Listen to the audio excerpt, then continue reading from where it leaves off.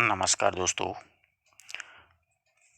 इस वीडियो में हम लोग जो दो नई पुस्तकें अपन ने अभी प्रकाशित की हैं, एक तो है कविमाला वस्तुनिष्ठ और एक है काव्य शास्त्र।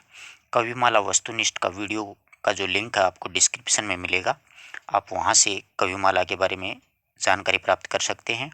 अब रही बात काव्य शास्त्र की, तो काव्य शास्त्र जो रचना है उसमें देखिए, हिंदी काव्य शास्त्र का परिचय, लक्षण, काव्य हेतु, काव्य प्रयोजन, काव्य के विविध रूप, काव्य के दोष गुण, काव्य की रीति, काव्य रस और रसा अवयव, रस निष्पत्ति, साधारणीकरण, अलंकार, छंद, शब्द शक्ति, ध्वनि संप्रदाय, वक्रोक्ति, अरस्तु का अनुकरण सिद्धांत, लोनजाइस का उदात्तत्व और मार्क्सवाद। ये महत्वपूर्ण। अब आप देख सकते हैं, चाहे व्याख्याता की भर्ती हो चाहे द्वितीय श्रेणी की भर्ती हो, व्याख्याता की भर्ती में जितने भी पाश्चात्य काव्य शास्त्र के टॉपिक्स हैं वो सारे के सारे बिंदु अपन ने जोड़े हैं। देखिए, ध्वनि, वक्रोक्ति, अरस्तु, लोनजाइस वाला, मार्क्सवाद वाला, ये तीनों पाश्चात्य काव्य शास्त्र के हैं। ठीक है। और जैसे साधारणीकरण है, रस निष्पत्ति तो सभी में चलता है, काव्य के रस, रसा अवयव, काव्य की रीति, गुण, दोष, ये सारे सेकंड ग्रेड से संबंधित हैं, द्वितीय श्रेणी से संबंधित। तो आप लोग देख सकते हैं, ये इसकी अनुक्रमणिका है। अब अपन कुछ टॉपिक्स के बारे में देखते हैं कि इसमें लिखा क्या है।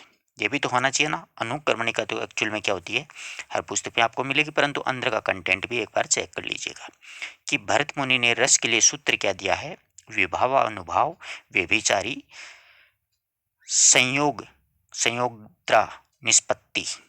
विभाव, अनुभाव और संचारी भाव के संयोग से रस की निष्पत्ति होती है। यहाँ पर भरत मुनि कहना चाहते हैं कि विभाव, अनुभव, व्यभिचारी भाव आदि के संयोग से रस की निष्पत्ति होती है। इस सूत्र में दो शब्द संयोग और निष्पत्ति महत्वपूर्ण है, क्योंकि इन शब्दों को लेकर के संस्कृत में के जो परिवर्तित आचार्य ने व्याख्या की है, जो भी आचार्य हुए हैं भरत मुनि के बाद में, व्याख्या का आधार ये रहा था कि रस की उत्पत्ति उसमें किसमें व कैसे होती है, यानी रस की उत्पत्ति कैसे होती है, पात्र, अनुकर्ता या सामाजिक। भरत मुनि के अनुसार रस आस्वाद न होकर के आस्वाद्य होता है, अर्थात रस आस्वाद्य करने योग्य, न कि रस आस्वाद योग्य।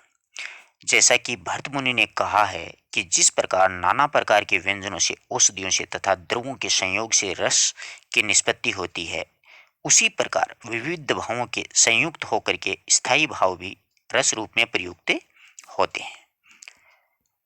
यहाँ पर निष्पत्ति का अर्थ क्या होता है? यहाँ पर निष्पत्ति का अर्थ रस बनने से है। रस बनने का अर्थ किसी पदार्थ से है, जबकि रस रूप का प्राप्त होना भावों से।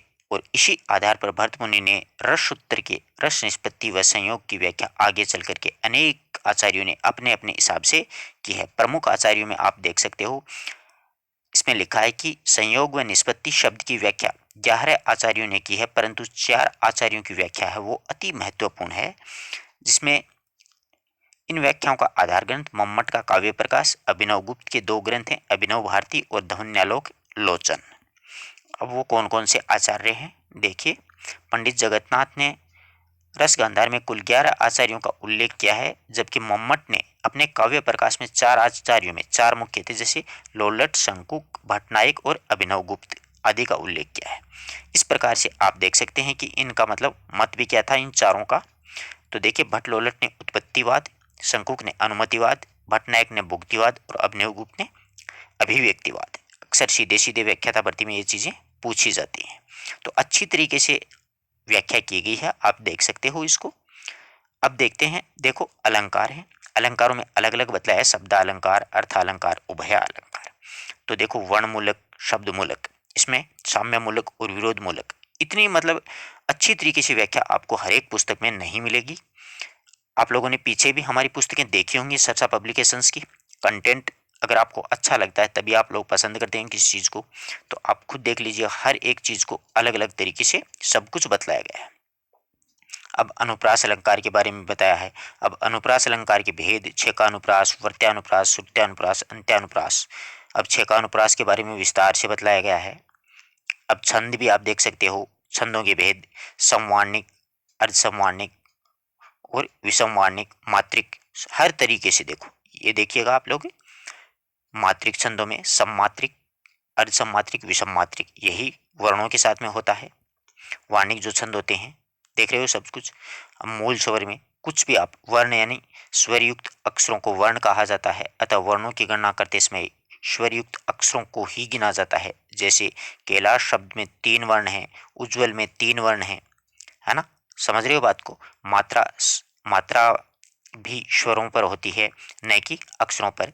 तो मूल स्वरों में के लिए 1 मात्रा और संयुक्त संयुक्त स्वरों के लिए 2 मात्रा होता है। ये देखो कंप्यूटर की वजह से हो गया ये। एक्चुअल में ये जो होता है वो यूं ऐसे ऐसे करके और यूं घुमाया जाता है उसको, यानी दीर्घ मात्रा जिसको अपन बोलते हैं, बड़ी मात्रा वर्णों के अंदर अलग अलग होती है, वो ऐसा ऐसा लिखा रहता ना, वो वाला। अब आप देख सकते हो, मतलब हर चीज आपको बतलाई गई है कि यति क्या होती है। यति का अर्थ विराम, अर्थबोध की सुगमता के लिए चरणों में यति का विधान होता है। छंद पढ़ते समय मामूली विश्राम होता है, इसे यति कहते हैं।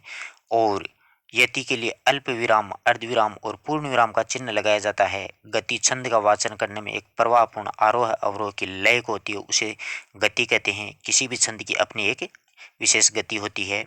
चरण होते हैं, तुक होती है, चरणों के अंतिम ध्वनियां जो समान रूप से मिल जाती हैं उन्हें तुक कहा जाता है। चरण छंद की पंक्ति को चरण या पद भी कहा जाता है। दल एक ही पंक्ति में एक से अधिक चरणों को दल या फिर अंतरा कहा जाता है। देखो कितना बिल्कुल एक एक चीज को बतलाया है। यही रीति वाली बात है। आप रीति को क्या कहेंगे, तो देखिए रीति का अर्थ है काव्य में शब्द योजना को ही रीति कहते हैं। काव्य रचना में भाव सौंदर्य के लिए प्रयुक्त पद योजना निहित रहती है। यह पद योजना ही रीति होती है। रीति का आधार मुख्य रूप से गुण होते हैं और काव्य शास्त्र में रीति और गुण परस्पर संबंधित माने जाते हैं, एक दूसरे पर निर्भर रहते हैं। रीति की उत्पत्ति कैसे हुई, हर चीज देखो, किसी ने रीति को क्या कहा देखेगा। रीति शब्द की उत्पत्ति संस्कृत के रिंग धातु से हुई है, जिसका अर्थ मार्ग, शैली, कार्यविधि, चलन और गत्यर्थक रीड धातु से उत्पत्ति होने के कारण उसे रीति कहते हैं। देखो एक एक चीज को बिल्कुल आराम से हर एक, अब अवंती, दक्षिणा, ये भरत मुनि ने अलग अलग बताए हैं। अग्नि पुराण में रीति को क्या कहा गया है। मुख्य रूप से रीतियां जो हैं, आचार्य वामन रीति संप्रदाय के प्रवर्तक माने जाते हैं। उन्होंने वेतरबी, गोड़ी, पांचाली और लाटी ये रीतियां बतलाई हैं। ये काव्य का प्रयोजन यानी कवि रचना क्यों करता है, क्या वजह होती है। अब देखिएगा थोड़ा सा इसके बारे में भी पढ़ लेते हैं। देखिए काव्य प्रयोजन का शाब्दिक अर्थ होता है उद्देश्य। कोई भी कार्य बिना उद्देश्य के नहीं होता। जैसे अपन अब पढ़ते हैं, क्यों पढ़ते हैं, नौकरी के लिए पढ़ते हैं। इसीलिए ही कहा गया है कि बिना उद्देश्य के मंदबुद्धि व्यक्ति भी कोई कार्य नहीं करता। काव्य के संबंध में यह माना जाता है कि कवि क्यों लिखता है। इस दृष्टि से आगे का एक निबंध है, मैं क्यों लिखता हूं। आप पढ़िएगा, आपको मैं पढ़ाऊंगा, कक्षा 12 में है ये निबंध। अनायास याद आ जाता है जब कवि काव्य लेखन करता है तो पहले ही पहले निर्धारित कर लेता है कि उसे उस रचना में क्या प्राप्त करना है। यानी किस काव्य कविता को लिखने से पहले उसका उद्देश्य अवश्य होता है, और उसी को ध्यान में रख करके काव्य लेखन किया जाता है। हो सकता है कि कवि ने आर्थिक फायदे के लिए लिखता हो, या फिर प्रकाशक के तकाजे से, या फिर यश प्राप्ति के लिए, कैसे भी वो लिख सकता है। अग्नि पुराण में क्या लिखा है काव्य के बारे में, काव्य के बारे में बताया है अग्नि पुराण में कि धर्म, अर्थ और काम आदि का प्रयोजन माना जाता है। कोई धर्म के लिए लिखता है, तो कोई काम के लिए, कर्म के लिए लिखता है, तो कोई अर्थ के लिए लिखता है, यानी पैसे के लिए। वर्तमान युग है वो पैसे के लिए, ये सच्चाई ये है। ठीक है।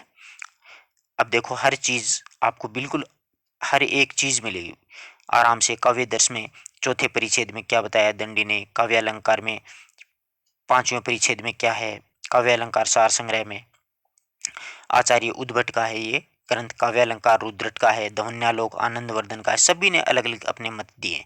आप लोग आराम से अगर पुस्तक खरीदते हैं तो आपके साथ कोई धोखा नहीं होगा।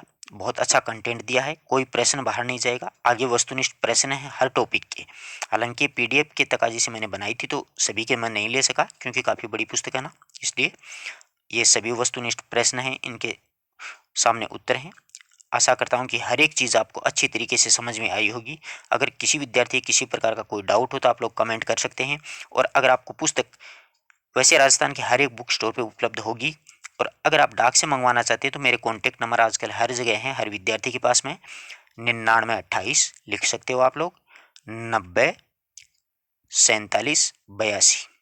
ठीक है, 9928 90 47 82 मेरी व्हाट्सअप नंबर है। प्रमोद चारण नाम से आप देखोगे, सरसा पब्लिकेशन आपको दिख जाएगा नंबर पे। और ये पुस्तकें हैं। कविमाला का जो वीडियो है, कविमाला वस्तुनिष्ठ का, वो उसका लिंक आपको डिस्क्रिप्शन में दिया जाएगा।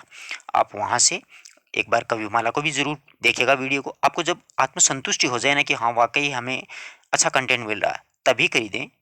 इसमें मैं ये कोई पब्लिसिटी वाली बात नहीं कर रहा हूँ कि भाई मेरी किताब ही खरीदो, बहुत अच्छी है, ये हो, नहीं नहीं नहीं, कोई आवश्यकता नहीं है। कमी हो सकती हैं, गलतियाँ इंसान से होती हैं, वो स्वाभाविक हैं। हालांकि पूरी सावधानी बरती गई है, फिर भी इतनी बड़ी किताब लिखते हैं तो एक आध गलती हो जाती है। जबकि हमारी पुस्तकों का सबसे बड़ा फ़ायदा ये है कि अगर आप हमारी पुस्तक खरीदते हो तो आपको सारी पुस्तकें यूट्यूब पे पढ़ाई जाती हैं फ्री ऑफ कॉस्ट, और जो भी कमी, जो भी गलतियाँ रह जाती हैं उसको वहाँ पर संशोधन करवा दिया जाता है। नेक्स्ट एडिशन में तो हम वैसे भी कर देते हैं, परंतु फिर भी मैं यूट्यूब पर करवाता रहता हूँ। आप लोग पीछे की वीडियोस देख लीजिएगा। मैंने कक्षा 11-12 की पुस्तकें चला रखी हैं, कक्षा 12 की चल रही है फिलहाल। अब 2 दिन से मैं बिजी था, आज क्लास नहीं ले पाया, क्योंकि अभी वो कंटेंट आया है ना, ये कविमाला वाला और ये जो काव्य शास्त्र है, उनको भी आपके पास भेजना भी तो है, हर एक गली मोहल्ले में, आपके शहर में, ताकि आपको लेने में कोई असुविधा ना हो। धन्यवाद दोस्तों, अपना प्यार और अपना विश्वास बनाए रखना।